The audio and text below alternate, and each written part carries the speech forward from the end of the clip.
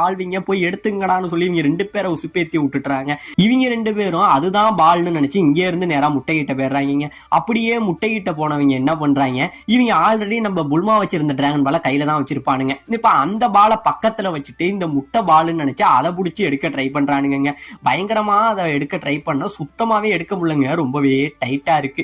இந்த டைம்ல என்ன ஆயிடுது, அந்த முட்டை எல்லாமே பொரிய ஆரம்பிச்சிடுதுங்க. இந்த முட்டை எல்லாமே பொரிய ஆரம்பிக்க உடனே நம்ம புல்மா என்ன பண்றான், இவனுங்க கீழே வச்சிருந்த பாலை அப்படியே எடுத்துக்கிட்டு தூரத்துல இங்க இருந்தா அவ ரோபோல இருந்து ஒரு பிளாஷ் ஒன்று அடிப்பாங்க, அது இவங்க கண்ணெல்லாம் அப்படியே கூசும். அந்த டைமை யூஸ் பண்ணி புல்மா பாலை எடுத்துக்கிட்டு இந்த இடத்துல இருந்து தப்பிச்சும் போயிடறான். இப்ப இந்த பக்கம் இவங்க 2 பேரும் யோசிக்கிற டைமுக்குள்ள அந்த இடத்துல அந்த பழைய நண்டு இருந்தது பாத்தீங்களா, அந்த நண்டை இங்க இருந்து வெளியில வரவும் செய்யுதுங்க.